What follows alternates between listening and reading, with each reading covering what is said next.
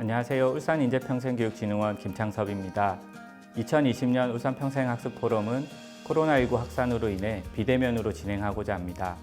평생교육 관계자와 학습자들의 다양한 궁금증을 평생교육 전문가들의 의견을 통해 함께 생각해 볼 수 있는 시간을 가지고자 합니다. 이 영상이 코로나19 이후 평생교육이 나아갈 방향에 대해 조금이나마 도움이 되기를 바랍니다.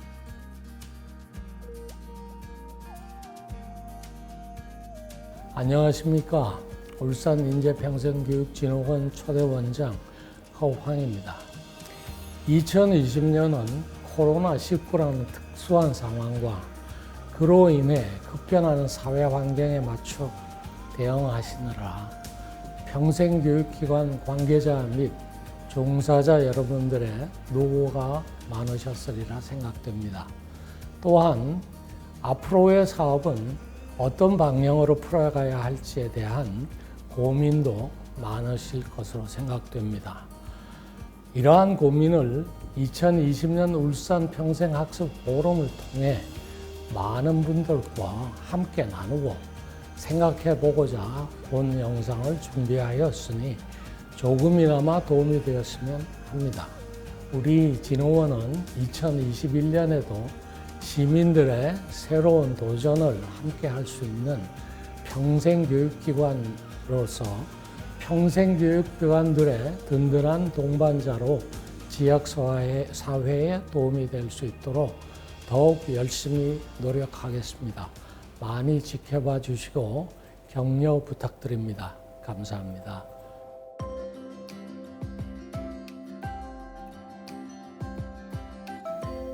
여러분 반갑습니다. 오늘 2021년 울산 평생교육을 그리다 기조 강연을 맡게 된 동의대학교의 김진화 교수라고 합니다. 오늘 우리가 함께 생각할 주제는 21년 상황에서 평생교육을 어떻게 디자인하고 전개하고 펼칠까에 대한 내용입니다. 21년을 그리기 위해서 특별히 우리가 생각해야 될 시대적 상황은 코로나19로 인해서 학습자와 교수자가 함께 만나서 강의를 하고 학습하는 그런 상황이 아닌 비대면의 학습의 상황에서 울산의 다양한 평생교육의 주체자들이 무엇을 생각하고 어떻게 준비해야 될 것인가에 대해서 함께 생각하고 짚어보고자 합니다. 21세기 평생학습은 새로운 도전을 맞이하고 있는데 특별히 2020년 코로나 이후에 2021년부터는 비대면 디지털 평생학습의 생태계가 보편화되고 일반화될 거라는 그런 생각을 하게 됩니다. 이러한 상황에서 우리는 울산의 21년 평생학습 생태계를 함께 생각하면 좋겠습니다. 21세기 평생학습의 생태계를 생각하면서 다양한 주체자들, 즉 시민, 학습자들은 어떻게 해야 되고 또 평생교육 기관은 어떻게 해야 되고 또 평생교육 기관에 근무하는 담당자들은 어떻게 해야 되는가, 그리고 울산광역시 시차원, 울산 인재평생교육진흥원에서는 어떤 일을 해야 될 것인가에 대해서 함께 생각해보는 그런 뜻깊은 시간을 갖고자 합니다. 먼저 시민은 평생학습에 참여하는 가장 중요한 주체자입니다. 시민은 이제 대면을 하는 학교나 강의실에 가지 아니하고 집에서 혹은 자기의 학습의 공간 속에서 자연스럽게 학습하는 주체자가 됩니다. 시민들이 바로 이런 상황에서 어떻게 새로운 평생학습 생태계에서 적응하고 학습할 것인가에 대해서 생각해 볼 필요가 있다고 말씀을 드려보고 싶습니다. 먼저 시민들은 본인이 좋아하는 학습 시간, 학습 타임, 저는 이렇게 이야기하고 싶어요. 본인이 좋아하는 학습 타임, 호호 학습 타임, 이런 본인이 생활하는 곳에서 생활 속에서 어느 시기에, 오전, 오후 어느 시기에서 학습을 좋아하는 건지, 또 내가 학습을 가장 편하게 할 수 있는 곳이 어딘지를 항상 생각하면서 본인이 학습에 열의를 보이는 그런 지혜가 필요하다고 생각됩니다. 평생교육 기관은 어떻게 해야 될까요? 평생교육 기관은 이 비대면 디지털 학습 생태계에서 시민들이 필요로 하는 지식 콘텐츠, 학습 콘텐츠를 어떻게 그들에게 제공하고 공유할 것인가에 대한 전문적이고 적극적인 노력이 필요하다고 생각합니다. 이를 위해서는 평생교육 기관에서는 이와 관련된 다양한 준비가 필요하지 않을까 이렇게 생각을 해보게 됩니다. 그런 차원에서 이제 평생교육 담당자들도 이런 디지털 세상에서 디지털을 활용한 교육의 운영 능력, 디지털을 활용한 평생학습자, 시민을 상담하고 컨설팅하는 그런 능력, 또 디지털 기기를 활용한 시민들에게 어떻게 접근할 것인가, 이러한 노력들이 평생교육 담당자들에게 전문적으로 요청될 것입니다. 그리고 울산의 21세기 평생교육을 책임지고 헤드쿼터 역할을 하는 울산 인재평생교육진흥원에서는 이와 관련된 디지털 생태계를 지원할, 디지털 생태계 평생학습을 지원할 수 있는 다각적인 전문적인 플랫폼과 기기, 문화, 이와 같은 것들을 다 촉진시키고 활성화시킬 수 있는 만반의 준비가 되어야 한다고 생각합니다. 특히 바로 디지털 평생학습의 어떤 전문성을 향상할 수 있는 그런 조직의 역량을 극대화하고 네트워크나 플랫폼들을 구축하는 것이 필요하다고 생각됩니다. 그리고 울산시 차원에서는 지식사회에서 울산이 미래 지속가능한 사회, 혁신하는 사회를 만들어 나가기 위해서 시민들에게 어떻게 하면 지식 플랫폼을, 대중적 지식 플랫폼, 생활적 지식 플랫폼, 디지털 생태계 속에서 시민들이 쉽게 접하고 생활화하면서 학습할 수 있도록 지원하는 다각적인 노력이 필요할 거라고 생각을 합니다. 이 기조강연을 통해서 울산이 21세기 또 2021년에 평생학습의 새로운 생태계 속에서 시민들이 평생학습을 생활화하고 또 배운 것을 나누고 전략하는 그와 같은 촉진 효과를 극대화시켜서 울산이 성장하고 시민이 행복하게 성장하고 또 지역사회 학습 공동체를 확장하면서 울산이 더욱더 더 살기 좋은 도시, 또 시민들이 행복한 도시로 발돋움할 것을 기대해도 좋을 것 같습니다.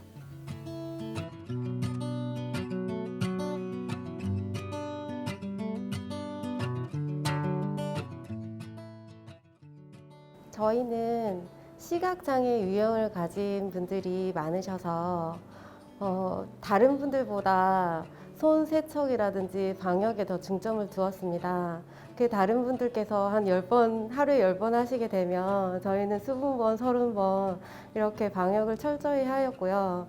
저희 어르신들께서 댁에서 귀가하실 때 이제 식사를 못 하시는 분들이 계셔가지고 일단 밑반찬 서비스를 제공하는 데 또 중점을 두었는데요. 이게 어떻게 보면 기관을 이용하는 때보다 더 힘든 것 같았습니다.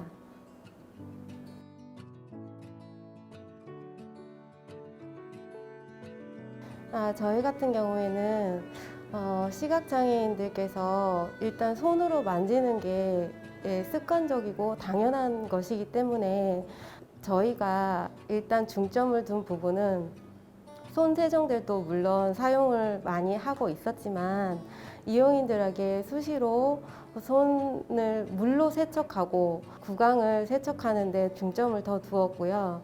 일단 기관에서 핸드레일이나 손잡이 등을 더 많이 세척했습니다.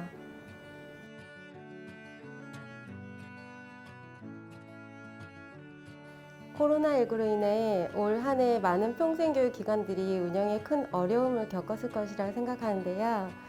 그 중에서도 장애인, 다문화 등 소외 계층의 평생교육을 지원하는 기관들은 비대면 교육 확대 등 급변하는 환경에 적응하기 위해서 더욱더 사업 추진이 어려웠을 것이라 생각합니다. 이처럼 장애인을 지원하는 기관에서는 현재도 인프라가 많이 열악한 편인데요. 2021년을 어떻게 대비해야 되는지 궁금합니다. 예, 지금은 모두가 어려운 상황임에 틀림없습니다. 물론 장애인 평생교육기관의 경우는 더 어려운 상황일 수밖에 없겠죠. 장애인은 장애라는 특수성으로 인해 어려움이 배가 되기도 합니다. 즉, 장애를 가진 사람이 만약 코로나 바이러스에 감염된다면 기존에 가지고 있는 장애라는 특수한 상황이 방제, 격리, 치료 등 다양한 코로나 상황의 어려움이 더해져서 당사자도 또 주변 사람들도 매우 어려운 상황에 놓이게 될 수 있다는 것입니다. 따라서 장애인의 경우 그 어떤 사람들보다도 코로나 감염 예방에 더 민감할 수밖에 없고, 또 많은 장애인들이 아직도 거주시설 등 집단 생활을 하고 있는 상황을 고려해 볼 때 취약계층의 감염 취약까지 더해져 대표적인 재난 취약계층에 놓일 가능성이 높다는 것입니다.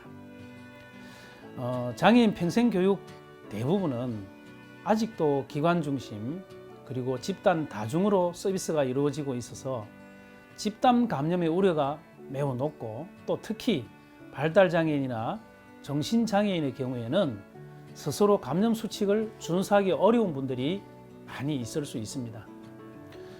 그렇다고 해서 감염을 우려해서 평생교육기관 등 지역사회 이용시설이 휴업을 했을 경우에 장애인들은 다시 가정으로 돌아갈 수밖에 없어져서 가족과 장애인 당사자 모두에게 어려움에 처하게 될 것입니다. 즉, 현재의 코로나 상황에서 장애인 평생교육은 기관 중심 서비스를 제공하기도, 그렇다고 해서 휴업을 해서 가정 중심 서비스를 제공하기도 마땅치 않은 매우 어려운 상황에 처해 있다고 볼 수 있겠죠. 장애인 교육은요, 옛날부터 분리교육과 그리고 통합교육, 그리고 완전 통합교육이라는 것으로 발전되어 왔습니다. 이러한 교육 방식은 무엇이 절대적으로 좋고 무엇이 지양해야 할 사안이 아니라 장애의 특성과 정도 등을 고려해서 이루어지게 되는 것입니다. 평생교육 역시 장애인 당사자의 개별적 특성을 고려해서 장애인 평생교육기관에서 지원할 것인지, 아니면 평생교육기관에서 장애의 특성을 고려한 통합 지원을 할 것인지 등의 선별과 선택이 있어야 됩니다. 이 두 경우 공통적인 것은 개별화된 지원이 되어야 된다는 것입니다. 우리 울산의 경우 현재 수요 욕구에 맞춘 서비스 양의 증대 위주로 가고 있는데, 향후 장애인 평생교육원은 장애의 종류와 특성을 감안한 교육기관으로서 설치 운영되어야 할 필요가 있다고 봅니다. 교육은 분명 보호나 치료, 돌봄보다는 주체적이고 그리고 자기 선택적이고 자기 주도적이어야 한다는 것입니다. 평생교육원이 이러한 자기 주도적, 자기 선택적 학습이 일어날 수 있도록 준비해 가야 될 것입니다. 현재와 같은 코로나 상황에서 평생교육은 더 세분화되고 그리고 더 개별화되어야 합니다. 또한 교육 내용이나 프로그램에 있어서도 우선적으로 코로나 상황에서 자기 자신을 감염으로부터 예방할 수 있도록 자기 방역과 그리고 방역 수칙을 지킬 수 있는 내용부터 교육되어야 할 것입니다. 현재 장애인 평생교육기관 대부분은 돌봄을 목적으로 이용하는 경우가 많이 있는 것이 사실입니다. 그러나 평생교육이 돌봄기관과 차별 없이 돌봄 역할만 중심으로 한다면 굳이 평생교육을 따로 분류할 필요가 없겠죠. 장애인의 특성상 돌봄을 완전히 배제할 수는 없겠지만 평생교육기관은 명실공히 평생교육 서비스를 제공해야 평생교육기관입니다. 장애인에게 평생교육은 교육이 당사자의 삶을 구현할 수 있어야 하고 현재의 삶을 살아가는데 꼭 필요한 펑션 스킬, 즉 삶의 기술을 가르쳐 주어야 한다는 것입니다. 예를 들어서 장애인 평생교육원에서 25살 넘은 장애인에게 기초문해교육 한답시고 또는 의사소통 교육의 일환으로 계속해서 가나다라, 아버지, 어머니 등 글씨 쓰기, 읽기를 반복적으로 지도한다면은 그것이 장애인의 삶에 어떤 교육적 의미가 있겠습니까? 장애인의 교육은 지극히 생존기술, 학습이 자신의 삶을 구현할 수 있어야 하는 것입니다. 평생교육의 가장 주요 목적은 이러한 것에 있다는 것을 명심해야 될 것입니다.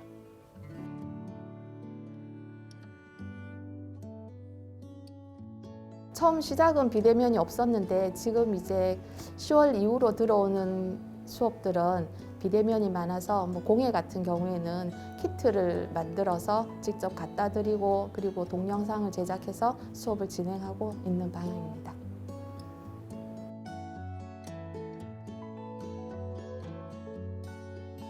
신중년 세대를 위한 평생교육 프로그램은 대부분 취미나 자격증 취득, 직업교육 훈련이 대부분인데 이 밖에 신중년의 정주의식을 고취시킬 만한 우리 울산 지역만의 특화된 평생교육을 제공하려면 어떤 것이 있을지 그게 궁금합니다.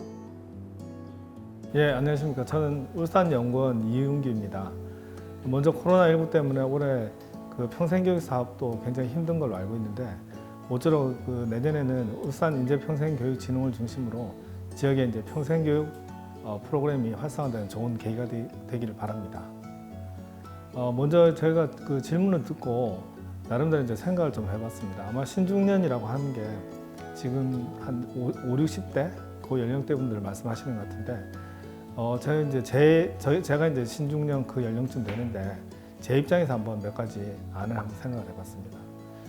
첫 번째는 아는 것만큼 보인다라는 말이 있습니다. 그래서 이제 지역에 대해서 많이 알면 알수록 지역에 대한 애착이나 애향심이 생기고 그게 결국 이제 정주의식을 강화한다고 생각이 됩니다. 그래서 먼저 이제 중요한 거는 그 지역에 대한 여러 가지 정보들, 특히 이제 우리가 이제 그런 부분을 뭐 지리라는 역사, 그 다음에 먹을거리, 또 이제 볼거리 이런 것들을 충분히 알면 알수록 지역에 대한 관심이 더 높아지고 그게 이제 결국 이제 애향심하고 관련이 있지 않나 싶습니다. 제가 볼 때는 이제 이런 프로그램들은 특히 이제 혁신도시에 계시는 분들 아마 그분들이 지금 상당히 오래됐는데도 여전히 혼자 와 계시는 분이 꽤 많다고 하시더라고요. 그래서 그분들 대상으로 이제 울산에서 잘 알 수 있는 정보, 그다음에 필요하면 또 같이 이제 그 프로그램 안에 같이 답사를 다니든지 이렇게 해가지고 지역에 대해 많이 알 수 있도록 이렇게 하는 교육 프로그램이 있었으면 좋겠습니다. 그걸 통해서 그분들이 또 지역을 알게 되고 본인들이 이제 정주의식이 강해지면 결국 이제 지역 내 이제 가족들하고 같이 오는 그런 계기가 되지 않을까 하는 생각이 있습니다. 예, 그리고 이제 두 번째는 제가 최근에 보면 신중년들에 대한 이제 사회공헌 프로그램들 이런 것들이 많이 있습니다. 근데 이제 이런 것들이 보면 대부분 이제 경제적인 부분을 얘기를 하는데 울산은 이제 지역적 특성상 이제 현대자동차나 중공업 같이 대기업들이 많이 있습니다. 그래서 이제 이런 대기업에 나오시는 분들 경제적인 문제는 어느 정도 좀 해소가 돼 있는데 반면에 어떻게 하면 사회공헌을 하시는지 그런 부분은 잘 모르실 수가 있어요. 그리고 또 이제 궁금해 하실 수도 있고. 제가 아는 사례로 보면 울산 테크노파크에 그 퇴직 공장장 협의회라는 게 있습니다. 그래서 거기 보면 지역 내 이제 화학이나 석유화학 업체들 공장장을 하신 분들이 이제 하신 분들의 모임입니다. 그래서 이분들이 이제 특별한 크게 이제 비용 같은 걸 받지 않고 지금 현재 현장에서 어떤 생산 애로라든지 노사 문제라든지 여러 가지 경영상의 문제가 있는 경우에 그분들이 이제 직접 찾아가서 본인들의 경험이나 여러 가지 전문 지식들을 전달해주는 이런 것들이 있는 걸로 알고 있습니다. 그와 같이 이제 지역 내 이제 어느 정도 경제적인 부분이 좀 크게 문제가 안 되시는 그 지역 내 외부 부모들 이런 신중년을 대상으로 그 사회공헌 프로그램에 대한 정보를 제공하고 이분들이 어떻게 하면 이게 이제 활동이 될 수 있는지 이런 걸 가르쳐주는 프로그램이 있다면 그분들이 아마 충분히 여기 이제 자발적으로 활동하시지 않을까 싶습니다. 또 만약에 이제 전문 지식이나 경험이 없다 하더라도 최근에 보면은 뭐 그 지역사회 책 읽어주는 할아버지라든지 마을 지킴이 이런 공헌 활동들이 많이 있습니다. 그런 데에 대한 정보, 그다음에 어떻게 활동하는지에 대한 프로그램 이런 것들이 좀 있었으면 좋겠습니다. 예, 세 번째는 이미 저희 질문을 주신 울산의 더 작은 도서관 측에서 아마 질문을 주신 걸로 알고 있는데 제가 보니까 거기도 이미 그 자존감 회복 프로그램이라는 좋은 그 교육 프로그램을 가지고 있습니다. 그래서 실제 신중년들이 자신만의 삶을 이제 살기 위해서 자존감을 높여준 여러 가지 프로그램들 이런 것도 굉장히 중요할 거라고 생각됩니다. 다만 제가 이제 그 프로그램을 보면서 이제 하나 좀 추가해줬으면 좋겠다고 생각되는 부분이 뭐냐면 그 실제로 어떤 그 신중년을 잘 살아나가는 분들 그분들의 어떤 생생한 목소리 이런 것들이 전달되는 게 강좌에 이렇게 좀 포함됐으면 좋지 않을까 하는 그런 생각이 들더라고요. 네, 어쨌든 내년에는 지역 평생교육진흥이 활성화되고 모두 다 행복한 한 해가 됐으면 좋겠습니다.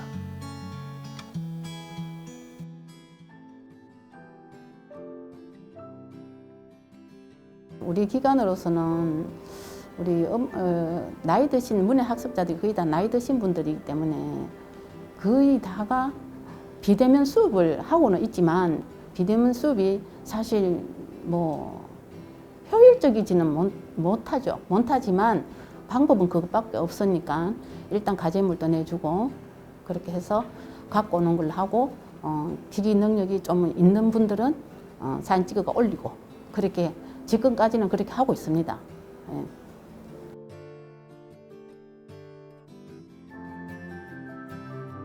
울산은 중학학력 미만의 저학력 성인이 2015년도 기준으로 약 8만 6천 명이 있습니다. 그분들 중에서는 본인이 글을 읽지 못한다는 것을 부끄러워하는 분들이 많습니다. 이런 잠재 문예학습자들을 문예교육 현장으로 이끌어내기 위한 효과적인 방법은 무엇일까요? 그거 궁금합니다. 한글을 모르신 분이 문예교육 현장으로 나오게 하는 것은 참 어려운 과제죠. 그러나 이거는 과제이기 전에 한글을 모르신 분들에게 있어서는 정말 중요하고 절실한 문제라고 생각합니다. 그런데 이렇게 한글을 모르는 분들에게 정말 중요하고 절실한 과제가 그대로 내버려둬서는 되지 않을 것 같습니다. 문예교육 기관에서는 코로나 시대 또 비대면의 어떤 상황에서 집합교육을 할 수 없는 이런 상황에서 문예학습자들을 어떻게 그들이 학습에 참여할 수 있도록 촉진시키는 건가. 이거는 문예교육 기관과 또 문예교육에 종사하시는 분들에게 있어서 중요한 책무일 것 같은데 이에 대한 답을 한번 우리가 생각해 볼 필요가 있을 것 같아요. 이 답에 대해서는 접근하는 방식은 한글을 모르는 분, 비문예자에게 문예자의 특성을 어떻게 이해할 것인가, 그리고 또 그들에게 어떻게 홍보하고 그들의 공감을 이끌어내서 그들이 문예교육 현장에 나와서 한글 학습을 하도록 의욕을 불러일으킬 건가, 이게 대단히 중요하다고 생각합니다. 그런데 우리가 흔히 학습자를 모집하고 수강생을 모집하면서 길거리에 있는 플랜카드나 또 다른 영상이나 이런 그 카탈로그를 가지고는 도저히 힘들 것입니다. 그렇기 때문에 문예학습자에게 홍보를 위해서는 다른 방법과 전략이 분명히 필요할 것입니다. 물론 다른 방법과 전략이 필요하다라고 하는 것을 이미 문예교육 기관에 계신 분들은 너무나 잘 알고 계실 거라고 생각을 합니다. 그럼에도 불구하고 우리가 이제 비문예학습자들이 울산광역시에서 문예교육 현장으로 많이 나오기 위해서는 문예교육 담당자들의 노력, 또 문예교육을 보조하는 분들의 노력, 이런 적극적인 노력이 있지 않고서는 어렵다라는 생각이 듭니다. 그래서 몇 가지 한번 대안을 말씀드려보도록 하겠습니다. 거시적으로 시 차원에서는 이런 문예교육 현장에 대한 상황을 문예학습자들, 비문예학습자들, 심지어는 비문예학습자들이 있는 같이 생활하는 가족들이나 친지들이 공감할 수 있는 영상이나 또 다양한 정보들을 제공하는 데 적극적으로 노력해야 될 거라고 생각됩니다. 그리고 또 비문예학습자들의 특징은 본인들이 노출을 꺼려하기 때문에 그들이 생활하고 그들이 기거하고 활동하는 공간 속에서 자연스럽게 문예학습 환경, 문해교육의 활동이 어떻게 이루어지는가를 접할 수 있는 그런 공감 활동의 컨텐츠나 이런 부분들이 제작돼서 확산됐으면 좋겠습니다. 이렇게 하기 위해서는 시 차원에서도 노력을 해야 될 거고 또 문해교육 기관 차원에서도 노력하고 또 울산의 인재평생교육진흥원 차원에서도 문해학습자의 특성을 확산시키고 또 이해하도록 하기 위해서 노력하기 위해서 먼저 울산광역시의 문해교육 현황을 정확하게 진단할 필요가 있다고 생각합니다. 이를테면 2년, 3년 주기로 문해교육 비문해 학습자들을 위한 어떤 전수조사를 실시한다든가 그러면서 그 결과를 매스컴을 통해서 홍보하고 또 이와 관련된 다양한 활동들과 노력들이 전개되었으면 좋겠습니다. 그리고 문해교육 기관에서는 문해교육과 관련된 다양한 행사들이 있으면 적극적으로 비문해 학습자들이 접할 수 있도록 개방성을 확대해서 행사를 진행했으면 좋겠습니다. 그리고 시 차원에서는 무엇보다도 문해교육 사업이 시의 중요한 현안이고 울산의 미래를 위해서 또 학습복지 차원에서 중요하다는 차원을 강조하기 위해서 단체장이나 기관장들이 문해교육 현장에 관심을 기울이고 특별히 수료식이나 이런 성과 공유가 있다 그러면 참여해 주셔서 지지해주고 격려해주는 그런 노력들이 있었으면 좋겠습니다. 이런 다학적인 노력들이 매스컴을 통해서 홍보되고 또 일상에서 공감할 수 있는 그런 시간들을 할애하고 확장시킨다 그러면 울산의 비문해 학습자들이 문해교육 현장으로 모이고 또 그들이 문해교육 현장에서 행복하고 새롭게 도전하는 그런 경험을 할 수 있을 것이라고 생각을 합니다. 올해 코로나19로 인해서 다수의 인원이 모이는 집합교육이 대부분 취소, 연기됨에 따라서 비대면 교육이 활발히 추진되고 있습니다만 문해교육자들은 대부분 고령자로 비대면 교육 진행에 상당한 어려움을 겪고 있습니다. 특히 미디어 기기 활용 능력이 많이 떨어지기 때문에 상방향 교육의 경우에는 주변의 도움 없이 진행하기가 매우 힘이 듭니다. 더불어 디지털 기기를 소지하고 있지 않은 어르신들도 많이 있는데 내년에도 혹시 코로나19로 인해서 대면 교육이 제한된다면 문해교육기관에서는 향후 어떠한 방향으로 교육을 진행하는 것이 효과적일지 궁금합니다. 코로나19라는 이런 전 세계적인 이런 혼란기 시대에 문해교육 기관은 특별히 어려움을 가지고 있는 것 같습니다. 특히 이런 문해학습자들의 특성을 감안할 때 문해교육 기관은 어떻게 대응을 해야 될까? 참 중요한 그 과제이고 또 지혜롭게 대처해야 될 하나의 어떤 사안이라고 생각됩니다. 그래서 몇 가지 한번 생각을 해봤습니다. 먼저는 문해교육 학습자들, 미디어를 잘 다루지 못하고 글을 잘 모르는 문해교육 학습자들에게는 정말 교육의 효과가 일어나기 위해서는 대면이 만남이 너무 중요한데 지금 현재는 전화를 통해서 또 예전에 학습지를 주고받는 형식으로 이루어지는 걸로 알고 있습니다. 그렇다면 이거 외에 문해교육기관에서 어떻게 대응하는 방법을 우리가 생각해 볼까? 한 가지 제안을 드리자면 문해교육을 위해서 문해학습자에게 적극적으로 찾아가는 노력이 필요하다고 생각됩니다. 우리 평생교육 현장에서 배달 강좌가 있는데 문해교육 배달 강좌, 문해교육 학습 강좌를 어떻게 할 것인가를 생각해 보는 것도 필요할 것 같아요. 그러면 문해교육 배달 강좌는 학습 보조자와 그 다음에 문해교육 컨텐츠와 교육 과정이 포함되어 있는 태블릿 미디어를 가지고 그분들에게 전달하면서 또 문해교육을 효과적으로 할 수 있도록 지원하는 게 필요하지 않을까 이런 생각을 해보게 됩니다. 우리가 흔히 그 유아 아동들을 대상으로 하는 어떤 태블릿에 컨텐츠가 실려 있는데 그 컨텐츠를 문해교육 기관에서 쉽게 어떤 개발을 해서 그걸 가지고 문해학습자들에게 찾아가서 설명하고 지원하는 그런 형태가 하나를 제안을 드리고 싶고, 그렇다면 10대, 20대, 30대 태블릿을 준비를 해야 되겠죠. 이를 위해서는 문해교육 기관이 재정상 어려움도 있기 때문에 시 차원이나 아니면 울산인재평생교육진흥원에서 이런 기기 장비를 도입을 해서 임대 형식으로 해서 이거를 확산시키는 것도 필요하다고 생각됩니다.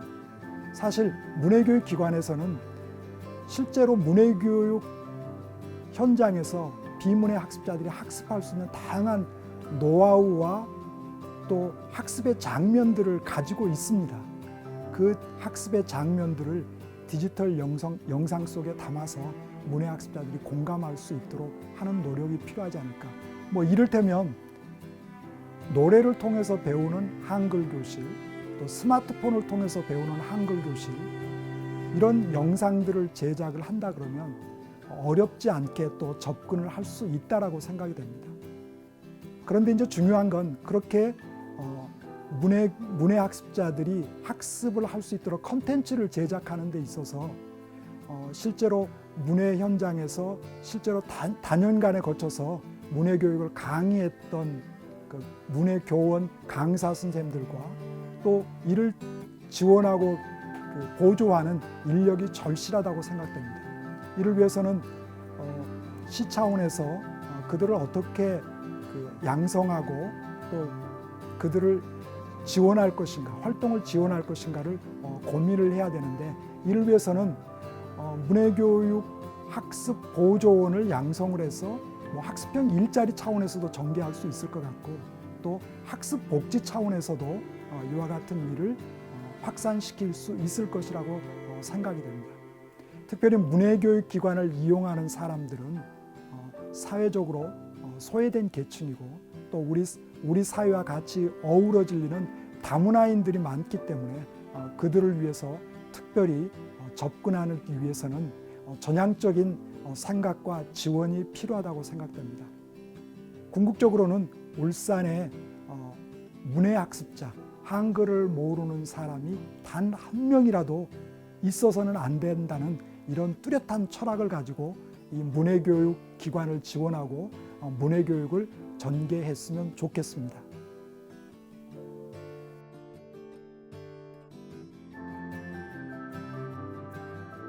아직 저희가 이 비대면에 대한 온라인 수업이나 이런 게 익숙지 않으니까 뭔가를 이제 비대면으로 해도 그거를 연령이 조금 많으신 분들이나 저같이 5060들은 조금 힘들지 않을까? 그 사용하는 방면에서 그런 게 조금 우려가 됩니다.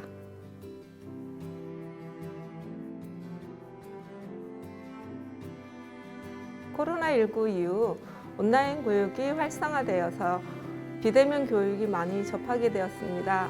하지만 대부분 획일적이고 학교 교육과 같은 일반적인 강의 전달식 동영상으로 제작한 후에 제공을 하다 보니까요, 정말 관심 있는 주제가 아니면 집중도가 좀 떨어집니다.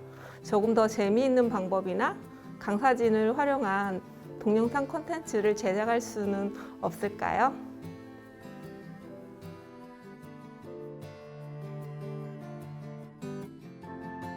네, 저희 울산인재평생교육진흥원에서는요, 코로나19로 인해서 생긴 그 학습 공백을 메꾸기 위해서 온라인 평생교육 콘텐츠를 제작하여 유튜브 채널을 통해서 제공하였습니다. 또 하나는 울산 문해교육센터 차원에서 성인 문해 학습자들의 교육에 대한, 배움에 대한 용기와 희망을 전달해 줄 수 있는 문해교육 주제곡 음원을 제작을 하였는데요. 울산인재평생교육진흥원 유튜브 채널을 통해서 확인하실 수 있습니다. 구독, 좋아요 부탁드립니다.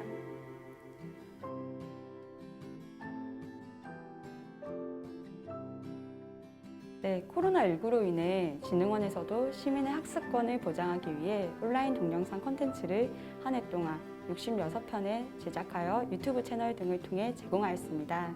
앞으로 비대면 교육 서비스 제공은 선택이 아니라 필수라는 생각이 드는데요. 향후 시청자 눈높이에 맞는 흥미로운 교육 동영상 제작을 위해 비대면 교육이 나아갈 방향은 무엇이고 어떠한 방법들이 있을까요? 예, 반갑습니다. 저는 KBS 울산 방송국 편성부장 곽병재입니다. 방송 제작 현장에서 30년 넘게 지금 현재 근무하고 있거든요.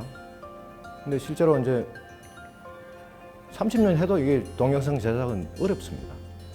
해봐도. 그래서 계속 고민하는 것이고, 저한테 질문을 주신 분들이 이제 두 분 계셨는데, 질문자들의 내용을 요약하자면 이거인 것 같습니다. what이죠. 무엇을 만들 것이냐, 그리고 how, 어떻게 만들 것이냐에 관한 문제입니다. what은 주제에 관한 문제죠. 이건 지금 비대면 교육이 생긴 지가 얼마 되지 않았기 때문에 이건 차츰 점진적으로 이 what에 대한 문제는 해결되어 갈 것이고, 문제는 how, 어떻게 만들 것이냐에 관한 문제입니다. 그래서 아주 실질적이고 구체적인 문제이기 때문에 이 how가 이제 흥미로운 교육, 재미있는 교육, 이렇게 어떻게 만들 것이냐로 이제 압축될 수 있는 것인데, 역시 참 어려운 문제입니다. 그래서 이제 질문하신 분의 이제